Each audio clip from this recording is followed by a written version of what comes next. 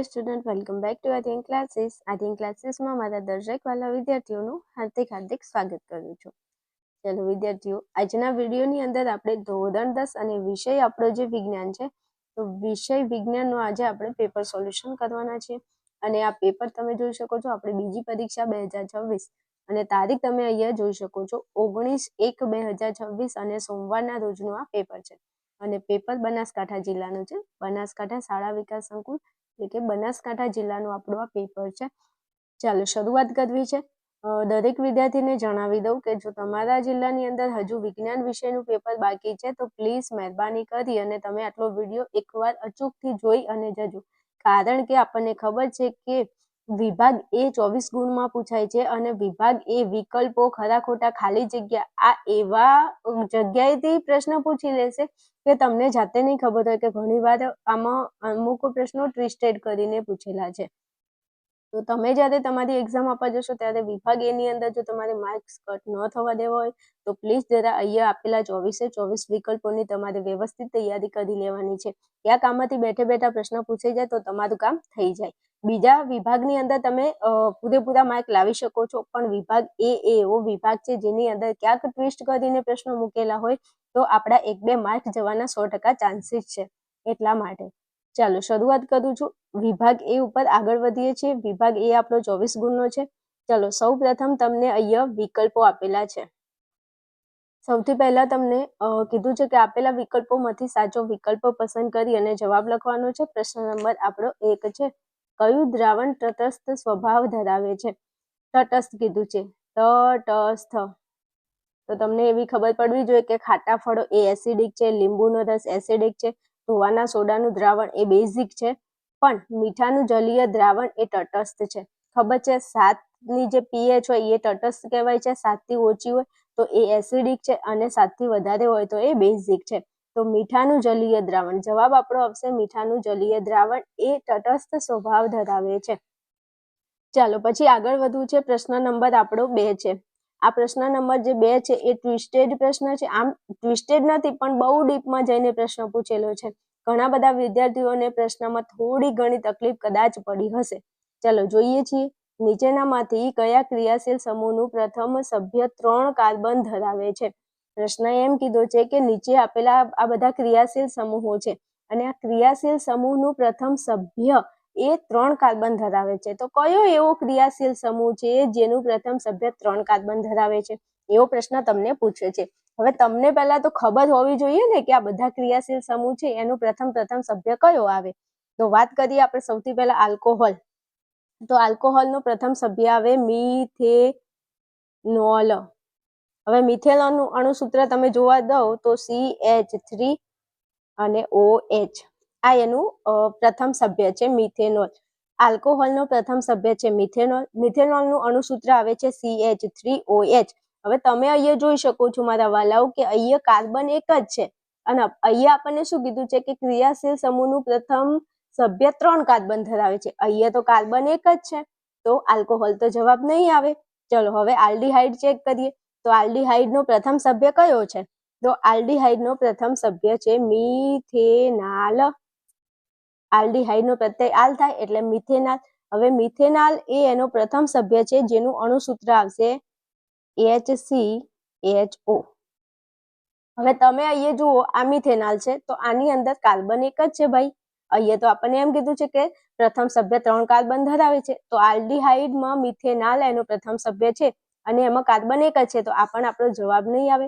ચલો કીટોનને આપણે ચેક કરીએ. તો કીટોન જે છે એનો પ્રથમ સભ્ય કયો છે? તો કીટોનનો પ્રથમ સભ્ય છે પ્રોપેનોન. કીટોન નોન ઓન સભ્ય ઓન એટલે પ્રોપેનોન. પ્રોપેનોન જે છે એનું અણુસૂત્ર CH3COCH3. હવે તમે જુઓ કે કીટોન જે સમૂહ છે ક્રિયાશીલ સમૂહ, આ કીટોનનો પ્રથમ સભ્ય કયો છે? પ્રોપેનોન છે. અને પ્રોપેનોનનું આ અણુસૂત્ર છે તો આ અણુસૂત્રની અંદર તમે ચેક કરો તો અહીંયા તમને 3 કાર્બન જોવા મળશે. કાર્બન નંબર 1, કાર્બન નંબર 2 અને કાર્બન નંબર 3. તો આપણો જવાબ શું આવશે? કીટોન. અહીંયા આપણને પ્રશ્ન એવો જ કીધો છે કે કયા ક્રિયાશીલ સમૂહનું પ્રથમ સભ્ય એટલે પ્રોપેનોન, અને પ્રથમ સભ્યમાં કેટલા કાર્બન? 3 કાર્બન છે. તો અહીંયા 1, 2 અને 3 કાર્બન મળી જાય છે. તો આપણો જવાબ આવશે કીટોન. ઓકે, અને જણાવી દઉં કે કાર્બોક્સિલિક એસિડ, તો કાર્બોક્સિલિક એસિડનો પ્રથમ સભ્ય કયો છે? તો મિથેનોઇક એસિડ છે. મિથેનોઇક એસિડનું અણુસૂત્ર થાય છે HCOOH. આ મિથેનોઇક એસિડનું અણુસૂત્ર છે. આમાં એક જ કાર્બન છે, તો કાર્બોક્સિલિક એસિડ પણ નહીં આવે. જવાબ આપણો આવશે કીટોન. આ તમને ડીપમાં સમજૂતી આપી દીધી છે, એટલે કોઈને એવું લાગે નહીં કે મારું બેટું કીટોન જવાબ કેમ આવ્યો, તો કીટોન આવી રીતે જવાબ આવે છે. ચેક કરી લેજો તમારે. ઓકે, ચાલો પછી આગળ વધવું છે 3માં. રુધિર સ્ત્રાવ અટકાવવા રુધિર કોષોમાં કોણ મહત્વનો ભાગ ભજવે છે? ભાઈ, રુધિરની અંદર 3 કણો હોય છે. કેટલા? 3 કણો. 3 કણો હોય છે. કયા કયા? એક છે રક્ત કણો એટલે કે WBC, બીજા છે શ્વેત કણો, અને RBC કહેવાય. રક્ત કણો છે, રક્ત કણોને કહીશું RBC, રેડ બ્લડ સેલ. શ્વેત કણો એને કહીશું WBC. ઓકે, અને લસિકા કણો આ તો આવે જ નહીં રુધિરમાં.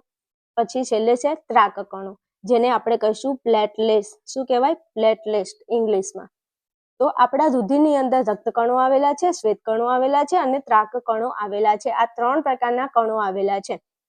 એમાંથી બેટા આ શ્વેત કણો એ તો આપણને કોઈ રોગ થાય એની સામે લડવાનું કામ કરે છે.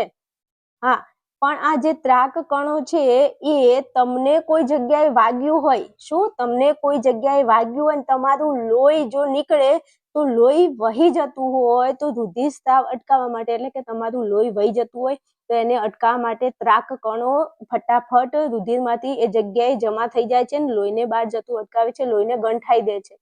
શું કરે છે? લોહીને ગંઠાવે છે, જોમાડી દે છે. તમે એવું, લોહી જામી ગયું, લોહી ગંઠાઈ ગયું, કેમ? આ ત્રાક કણો એ કામ કરે છે, લોહીને બહાર જતું અટકાવે છે, રુધિર સ્ત્રાવ અટકાવે છે. કોણ? ત્રાક કણો. એટલે ખાસ યાદ રાખજો, આવો પ્રશ્ન પૂછાય ફરી એક્ઝામની અંદર, તો ધ્યાનમાં રાખશો કે રુધિર સ્ત્રાવ અટકાવવા માટે રુધિર કોષોમાં, રુધિર એટલે લોહીની અંદર કોણ ભાગ ભજવે છે? તો પ્લેટલેટ્સ એટલે કે ત્રાક કણો કામ કરે છે. ઓકે, ચાલો પછી આગળ વધવું છે. આપણે પ્રશ્ન નંબર આપણો 4 છે. અવરોધકતાનો એકમ લખો. તો અવરોધકતાનો એકમ થશે ઓહમ મીટર. જવાબ આવશે ઓહમ મીટર. ચલો પછી પ્રશ્ન નંબર આપણો 5 છે.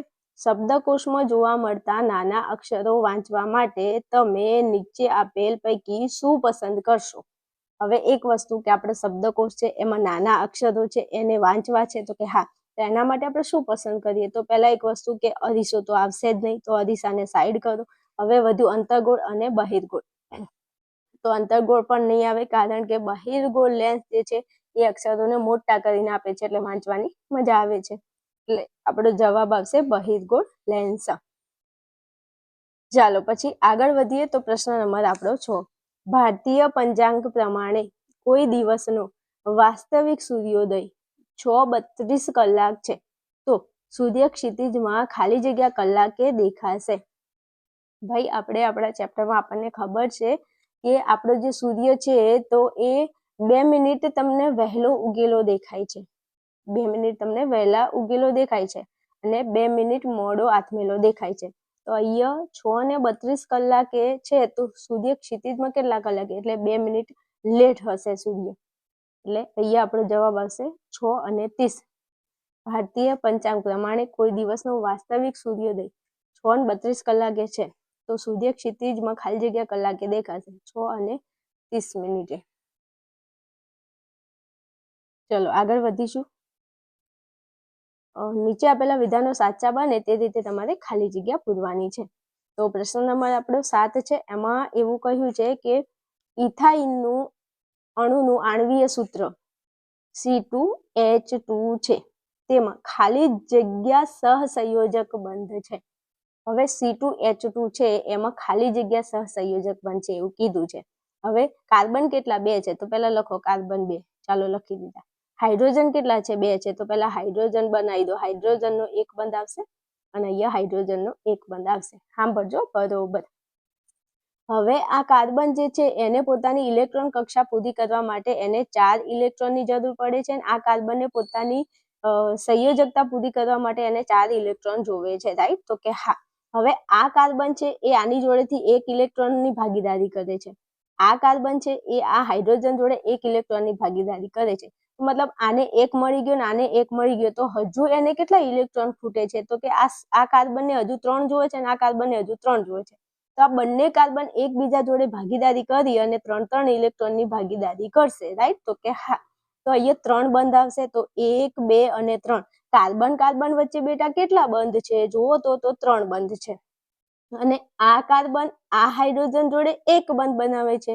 આ કાર્બન આ હાઇડ્રોજન જોડે 1 બંધ બનાવે છે. તો મતલબ કાર્બન વચ્ચે 3 બંધ છે અને કાર્બન હાઇડ્રોજન વચ્ચે 1 બંધ, કાર્બન અને હાઇડ્રોજન વચ્ચે 1 બંધ છે. તો ટોટલ કરો તો કેટલા બંધ થાય? 5 બંધ થશે. કેટલા? 5 બંધ થશે. તો અહીંયા તમને ઓપ્શનમાં ક્યાંય 5 નંબર દેખાય છે?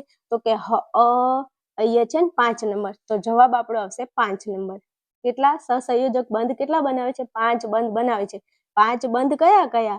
તો જો કાર્બન વચ્ચે 3 બંધ અને એક કાર્બન એક હાઇડ્રોજન જોડે 1 બંધ બનાવશે અને આ એક કાર્બન આ એક હાઇડ્રોજન જોડે 1 બંધ બનાવશે. એટલે આ 3, આ 4 ને આ 5. એટલે જવાબ આપણો આવશે 5.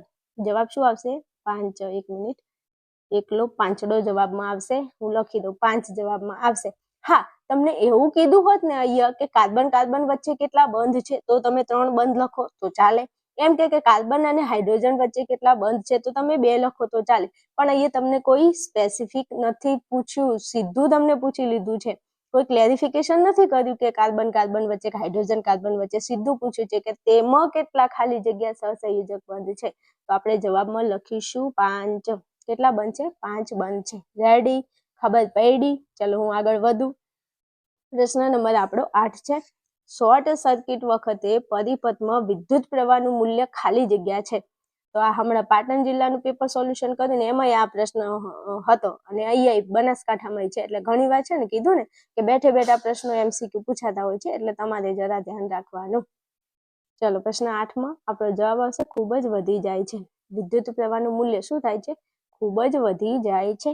ઓકે, ચાલો પછી આગળ વધીએ. પ્રશ્ન નંબર 9 છે. દૂધીની સાપેક્ષે લસિકામાં ખાલી જગ્યા ઓછા પ્રમાણમાં હોય છે. જો લસિકા તમે વ્યવસ્થિત ભણી હોય તો લસિકાની અંદર એક લાઈન આવે છે કે લસિકાની અંદર પ્રોટીનનું પ્રમાણ ઓછા પ્રમાણમાં હોય છે. પ્રોટીન ઓછા પ્રમાણમાં હોય છે. જવાબ આપણો આવશે પ્રોટીન અને પ્રોટીન. રેડી? ચાલો પછી આગળ વધીએ. 10માં આંખનું લેન્સ તંત્ર ખાલી જગ્યા તરીકે ઓળખાતા પ્રકાશ સંવેદી પડદા પર પ્રતિબિંબ રચે છે. શું કીધું છે? આંખનું લેન્સ તંત્ર ખાલી જગ્યા તરીકે ઓળખાતા પ્રકાશ સંવેદી પડદા પર પ્રતિબિંબ રચે છે. તો જવાબ આપણો આવશે રેટિના. જવાબ શું આવશે? રેટિના અને રેટિના. જવાબ આવશે રેટિના. ચાલો પછી આગળ વધીએ. પ્રશ્ન નંબર 11 છે. પિતૃઓના લક્ષણો ખાલી જગ્યામાંથી પ્રાપ્ત થઈ સંતતિમાં ઉતરી આવે છે.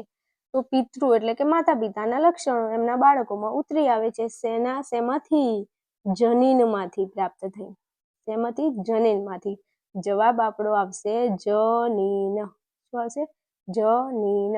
રેડી? ચાલો આગળ વધીએ. પ્રશ્ન નંબર આપણો 12 છે. બ્રોન્ઝ એ Cu અને ખાલી જગ્યાની મિશ્ર ધાતુ છે.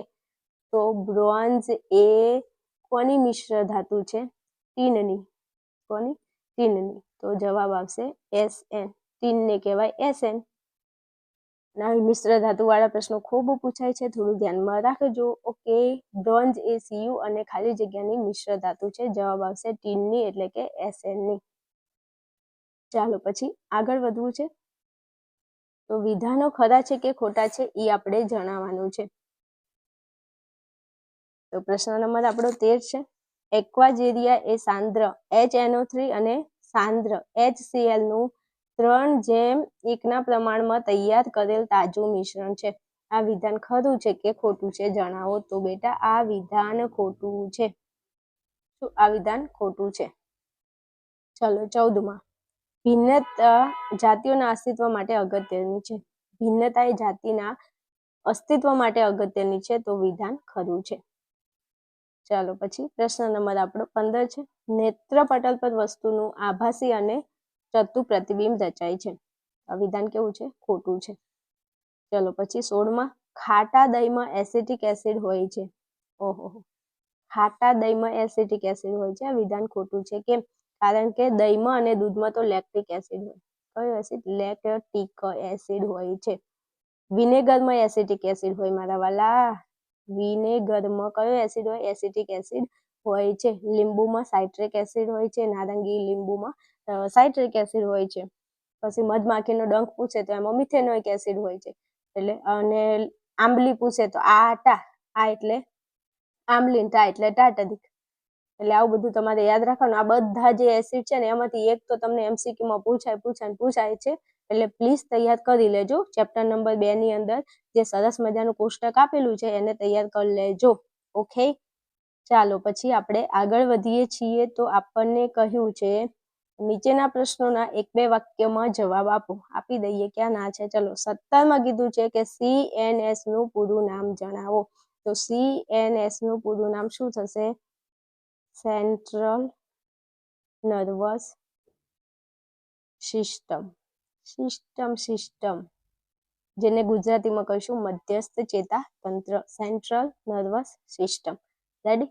યાદ રાખજો, પહેલી વાર આવો પ્રશ્ન પૂછાયો છે. CNS નું પૂરું નામ સેન્ટ્રલ નર્વસ સિસ્ટમ. ચાલો પછી પ્રશ્ન નંબર 18 છે. હું તમને જણાવી દઉં કે તમે છે ને જૂના પેપર સોલ્યુશન કરી લેજો.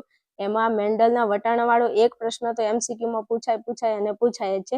એટલે એવું ના થાય કે એકચ્યુઅલી અમને નહોતું આવડતું. હા, આ વટાણાવાળું પૂછાય છે. તો મેન્ડલના વટાણાના પ્રયોગમાં બીજી પેઢી દરમિયાન મળતી સંતતિના બંધારણમાં double T, capital T, double capital T, capital T, small T, small T, small T, આ આપેલું છે. આમાંથી પ્રભાવી બંધારણ અને પ્રચ્છન્ન બંધારણને અલગ પાડો. પ્રભાવી, તો પ્રભાવીની અંદર કેપિટલ ટી આવશે. જેટલા કેપિટલ ટી વાળું હોય એ તમારે પ્રભાવીમાં લખી દેવાનું. તો અહીંયા 2 છે. એક અહીંયા કેપિટલ ટી અને એકમાં કેપિટલ ટી અને સ્મોલ ટી. તો આ બંને શેમાં આવશે? પ્રભાવી બંધારણ, પ્રભાવી લક્ષણમાં. અને આ નાના ટી એટલે કે સ્મોલ ટી એ આવશે પ્રસન્ન બંધારણમાં. તો જવાબ તમારે આ રીતે લખવાનો છે. પ્રભાવી બંધારણ એમાં આવશે કેપિટલ ટી, સ્મોલ ટી, અને પ્રસન્ન બંધારણમાં આવશે સ્મોલ ટી. ઓકે, ચાલો પછી આગળ વધવું છે. સરસ મજાની તમને વ્યાખ્યા પૂછી છે એકચ્યુઅલી કે મોતિયો શું છે. તો મોતિયાની તમારી વ્યાખ્યા લખવાની છે કે મોતિયો એ આંખની એવી સ્થિતિ છે જેમાં આંખનો સ્ફટિકમય લેન્સ દૂધિયો અને વાદળછાયો બની જાય છે. એના કારણે દ્રષ્ટિ ઓછી થઈ જાય છે. આ વ્યાખ્યા તમારે લખવાની છે મોતિયાની અંદર. ઓકે, ચાલો પછી તમને 20માં કહ્યું છે ચલ અવરોધની પરિપથ સંજ્ઞા દર્શાવો. હવે ભાઈ આ જે ચેપ્ટર છે ને એમાં એક આખો કોઠો છે. કોઠો મસ્ત તૈયાર કરી લેજો. એમાંથી એક તો પૂછાય છે. અહીંયા તમને ચલ અવરોધની પરિપથની સંજ્ઞા કીધી છે. તો એને તમે 2 રીતે દર્શાવી શકો છો. આવી રીતે પણ દર્શાવી શકો છો અને તમે એને આવી રીતે પણ દર્શાવી શકો છો. આ 2 રીતે તમે દર્શાવી શકો છો ચલ અવરોધની પરિપથ સંજ્ઞા. ઓકે, આ 2 રીતે. આ 2 માંથી જે લખ્યું છે તમારો જવાબ સાચો હશે. ઓકે, ચાલો આગળ વધીએ. પછી આપણે નેક્સ્ટ જોડકા જોડો. આપણને કહ્યું છે જોડકા જોડો વિભાગ A અને B. 21માં કહ્યું છે અગ્ર મગજ. તો અગ્ર મગજ શું કરે છે? તો અગ્ર મગજ વિચારવા વાળો મુખ્ય ભાગ છે. જવાબ આવશે અગ્ર મગજ વિચારવા વાળો મુખ્ય ભાગ છે. અગ્ર મગજ વિચારવા વાળો મુખ્ય ભાગ છે. રેડી? તો કે રેડી. ચાલો પછી 22માં કીધું છે લંબ મજ્જા. તો લંબ મજ્જા ઈ શું છે? તો લાળ રસ અને સ્રાવનું નિયંત્રણ કરે છે. લંબ મજ્જા શું કરે છે? તો લાળ રસ અને સ્રાવનું નિયંત્રણ કરે છે. ચાલો પછી આગળ વધવું છે. તો 23માં ઈ જોડકા આપેલા છે. ઉત્પાદકો. તો ઉત્પાદકો એ શું છે? સૌર ઉર્જાના રૂપાંતરકો છે. ઉત્પાદકો શું કરે છે? સૌર ઉર્જાના રૂપાંતરકો છે.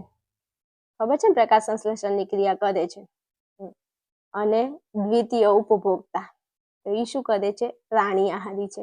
બીજા પ્રાણીઓનો ખોરાક તરીકે ઉપયોગ કરે છે. અને અહીંયા તમને કીધું છે કે કાર્બનિક દ્રવ્યનું અકાર્બનિક દ્રવ્યમાં રૂપાંતર, આ તો આવશે જ નહીં, વિઘટકો તો આપેલા જ નથી, તો બંને આપણા ઓપ્શન સાચા છે. રાઈટ.